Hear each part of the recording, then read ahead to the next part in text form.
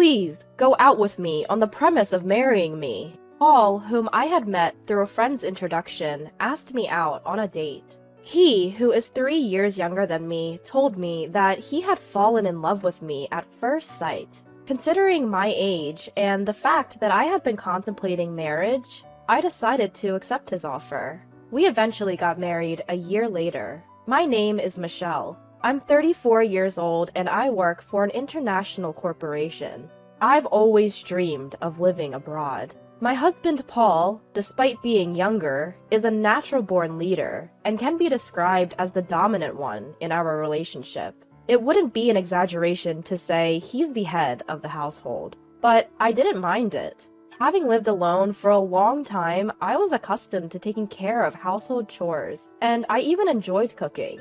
Paul rarely helped out, but I never found chores burdensome. On the other hand, Paul always took the lead when we went out together, allowing me to simply enjoy myself without having to worry about anything. This felt like a good balance between us. However, all of this started to change when my mother passed away. While I was at work, I received a call from my father informing me that my mother's chronic illness had worsened, and she had collapsed. I immediately boarded the train and arrived at the hospital in about 2 hours, where I bid a final farewell to my mother. I decided to stay with my father to prepare for my mother's funeral. When I contacted Paul, he said that he couldn't leave work at short notice. He ended up not coming to the wake. He did make it to the funeral, but it seemed that he hadn't made any preparations for mourning attire. I had to hastily arrange a rental outfit for him. He complained incessantly, saying that I should have prepared everything from the beginning. Between my sorrow and being busy, I didn't have the capacity to deal with Paul, so I let his complaints slide. But apparently, he didn't appreciate that, as he was in a foul mood throughout. Ever since then, it feels like our marital arguments have increased. Well, after being married for 3 years, I think it's normal to have some quarrels. But even so, Paul has been picking fights rather aggressively recently. With his persistent domineering attitude, he often dictated what I should do and take care of. I got fed up and even tried refusing a few times. But since he didn't know how things were organized inside the house, even simple tasks like preparing for his own business trips would take a long time. Moreover, he would complain while bustling around the house, making an even bigger mess. In the end, I realized it's easier if I just do it myself. I wasn't being completely obedient. I took care of certain things to save myself the trouble. Next week is the gathering for my mom's first death anniversary. I'm going to start preparing for us to join, okay? When I said that, Paul responded grumpily. I have an important meeting that day. What should I do? I've mentioned this gathering well in advance. How could he suddenly say something like that? What, you're not going? Paul responded with a heavy sigh. It's not that, but it'll be tough to delegate everything to my juniors, you know? He seems happy about his recent promotion and constantly talks to me about his junior team members at every opportunity. I felt like sighing right back at him. Please plan for it, okay? I emphasized. It was the day before my mother's first death anniversary gathering. When I got home from work, Paul was sulking and drinking beer in the living room. I'm sorry I'm late. I had to work overtime. I'm sure he's in a bad mood because I came home late, causing a delay in dinner preparation. I've been waiting here for an hour, just as I thought. But it's just 1 hour, isn't it? If he couldn't prepare his own dinner, he could have gone out to buy something. I did let him know what time I'd be home, so he could have taken some initiative and done things on his own. Suppressing the urge to say all that, I handed him a takeout box. I thought it'd take too long if I cooked, so I picked this up on my way home instead. In response, Paul slammed a glass filled with beer onto the table. Takeout again? Aren't you slacking off a bit too much lately? Again? The last time I brought home takeout was about 2 weeks ago. Sure, I've been busy lately, and maybe I haven't been cooking a feast every day. Nevertheless, I'm mindful of maintaining a balanced nutritional intake and rarely rely on prepackaged items. So I don't think I deserve that kind of criticism. As I was considering whether to retort or not, Paul, misunderstanding something, decided to pour salt in the wound. Can't say anything because it's true, huh? Do your chores properly. You've been coming home late lately, saying you're working overtime. You're probably just out having an affair, Paul shouted. His words sparked a flare of resentment that had been building in me. Enough is enough. If you know I'm working late, the least you can do is prepare dinner for us. It's fine if you can't cook. Picking up some takeout isn't too hard to do, is it? I always make sure to inform you when I'm going to be late, and even with the busyness, I take care of all our household chores. There's no need for that kind of tone. Paul gave me a glare. Huh? You're 3 years older than me, you know. I could have married a woman in her 20s, but I chose an older woman. Show some gratitude and do as I say. There's no one else who would want you, so you'd be in trouble if I were to leave you, wouldn't you? Did he really just say that? I was ticked off and couldn't hold back any longer. Then you should have married a younger woman. When we started dating and before we got married, didn't I ask if you were okay with me being older? You said it was okay, and that's why we got married. Even without you, I could have managed my life. Paul laughed mockingly at my words. Whatever, let's get a divorce. With that, Paul took his beer and the takeout box and retreated to his room. We've had our share of arguments, but this was a first. I was done with him. I decided to eat my takeout dinner to calm my nerves. He must have been irritated because he was hungry. That's what I thought as I filled my stomach, but I couldn't settle down after all. I couldn't believe this was happening the day before my mother's first death anniversary. After some time had passed, I called out to Paul from outside his room. We need to leave by 8 a.m. tomorrow, so I'll wake you up around 7. There was no response, but I could sense that he was awake, though he must have heard me. With those words spoken, I went to sleep. The next morning when I woke up early, Paul was already gone. The bags I had prepared were still in the room. It didn't seem like he headed to the gathering without me. Where did he disappear? I called his cell, but there was no answer. There was no response to my texts either. Since there was no other choice, I left a voicemail message and started preparing to head out on my own. I got a hold of Paul while I was waiting for the train at the station. I have to go to my meeting. I can't leave it to my juniors after all. When I answered the phone and heard only that, I panicked. Wait, what? Hold on! Despite my words, my voice was drowned out by the noise of the train, and the call ended. Overwhelmed by an indescribable mix of anger and resignation, I found myself in a state of stunned bewilderment. Before I could think further, the train arrived. Carrying unnecessary luggage for two, I boarded the train alone. When I arrived at my father's house, my father asked anxiously, "Where's Paul?"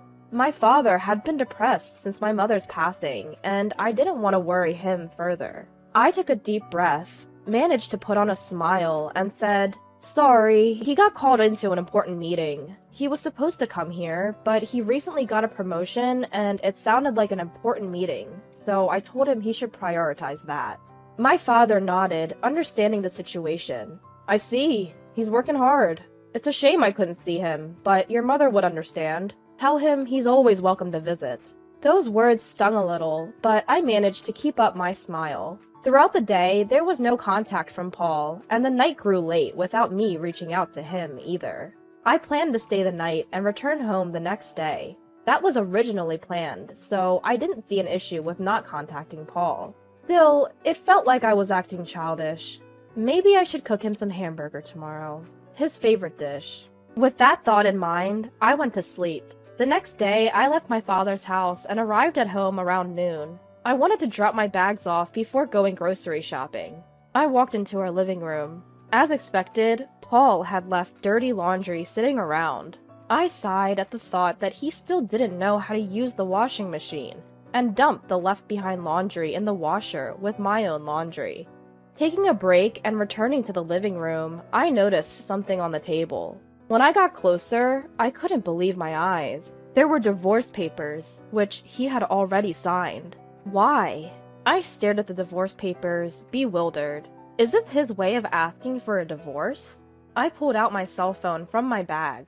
It should be his lunch break around this time. I wasn't sure if Paul would pick up, but surprisingly, he did as soon as I called. "Paul? This divorce paper, what's this about?" On the other end of the line, Paul laughed. What do you mean, what's this about? It's exactly as it looks.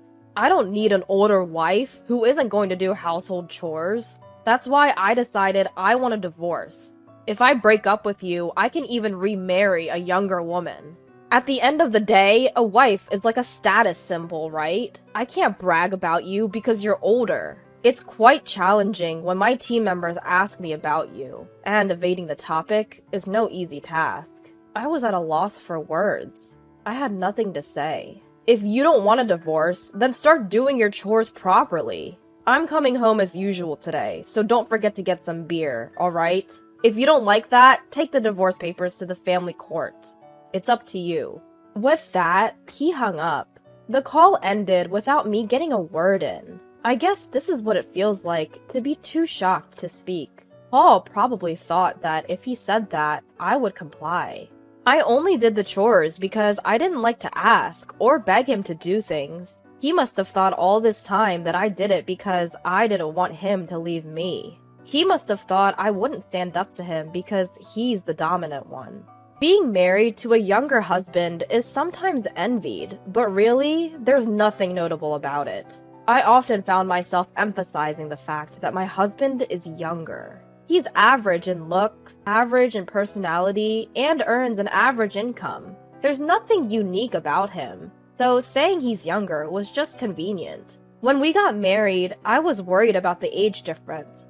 But now we're both in our 30s, and he's only 3 years younger. If there was a decade or so between us, I might feel more affectionate. But it feels bad to be continuously called an older wife when we're practically the same age. I grabbed my bag and headed straight to the family court. When I submitted the divorce papers, I felt a sense of relief. I thought we were getting along fairly well, but that's over now. I can live without Paul. With that thought in mind, I felt a sudden sense of lightness, prompting me to contact my boss and request a few days of paid leave. Thankfully, the busy season at work had just ended, so he allowed me to take about a week off. Since I'm divorced now, I needed to sort out my belongings. I didn't have much stuff to begin with, so cleaning up was a breeze. I took the bigger items to a storage unit, packed my essentials and clothes in the car, and on a whim, I decided to head to a hot spring resort. It seemed to be the off-season for hotels, too, so I was able to book a stay at a cheap rate on the spot. I felt the excitement as I drove. As I enjoyed the hot springs and relaxed in my room, my phone rang. Michelle! I told you to get beer, didn't I? Where the hell are you? It's Paul's usual time to come home. I remembered hearing those words, and found it amusing. I'm at a hot spring resort right now. What? A hot spring resort? Why? What's going on? Didn't you say to file the divorce papers if I didn't agree with you? The flustered image of my ex-husband surfaced in my mind, and my laughter intensified. Hold on. Did you actually file it? Of course I did. Why? Why, you ask? It was your idea, Paul. Have you forgotten what you just said a few hours ago? Then I heard his clearly perturbed voice. Hey, you're joking, right? When you say hot spring resort, did you mean you went to some spa nearby? If that's the case, I'll pick up dinner, so just hurry back home. I couldn't stop laughing at the sudden, seemingly affectionate tone as he was proclaiming to be a caring husband. It was probably about an hour and a half of driving. There's even an outdoor natural hot spring. It's quite comfortable. I wonder if it will rain cats and dogs tomorrow since you're going out to buy your own dinner. I've already taken my belongings out so that you won't have to worry about me coming back. Please, take care of yourself. Paul was pleading desperately for me to return. But of course, I had no intention of going back. You're the one who prepared the divorce papers in the first place. Have you forgotten? It was blatantly obvious that you were using the threat of divorce to control me. I told you I could live without you. Now that you've divorced your older wife, you can go find a younger one. Whether you can or not, I don't know. Paul was completely silent. It might be none of my business, but you should probably consider moving out of that apartment too. Finally, Paul found his voice again. Why should I? His voice was barely a murmur. Think about your income. You'll go bankrupt soon if you keep living there. You can't clean, do laundry, cook. You'll have to use a housekeeping service and eat out, right? That costs money. It would be a problem if most of your salary went into rent. You thought you were the one providing for me, but my salary is actually almost double yours. You were never providing for me. If anything, it was the other way around. Also, you were acting all confident just because one junior came alone. But did you know that I have multiple juniors working under me, and even more juniors working under them? I don't usually talk about work because Paul gets moody, but I outranked him in both position and salary. You'd think he'd notice after living together, but it seemed like he was finding out for the first time. Perhaps Paul, being the dominant and proud man he is, kept his ego intact by looking down on me. Now that he can't look down on me, he must be feeling defeated. I've shattered his pride as payback for all these years. The reason I took care of household chores without complaining, even though you acted like a domineering husband at times, was partly because you were younger, and I cut you some slack. And partly because it was too much hassle to ask you for anything. It's not because I needed you to stay with me. I was just taking care of your needs while I was at it with my own chores. So when you said, do the chores or we divorce, of course I chose divorce. We're strangers now. Goodbye then. I said all I wanted to say and hung up. Feeling refreshed, I enjoyed the hotel's food. Afterwards, as expected, Paul reached out for reconciliation, but I told him with a smile, I'm older than you. I'm sure you don't want me back. Presumably, he wasn't successful with younger women. Eventually, Paul gave up and moved out of the apartment. I hired a lawyer for the division of assets, demanding more to compensate for the burden of household chores that had been imposed on me until now. Paul, being cheap, didn't hire a lawyer, and so I had the upper hand with my lawyer. We were able to reach an agreement with favorable conditions for me. By the way, it seems that Paul's only junior had been complaining to others about how poor his leadership was, to the point that he couldn't even consider him a boss. Paul overheard this, and they are currently in the midst of a dispute. He should have known how important it is to take care of your own junior. As for me, I had been offered a position at our overseas headquarters. I had been declining due to the current circumstances and out of consideration for Paul, but I finally decided to take on the opportunity. I'm currently preparing for my transition. I've been causing my father some worry, but we've started practicing video calls so we can keep in touch when I'm abroad. I am content because I'll be able to pursue the job that I have been dreaming of since I was a child. It's time to give it my all.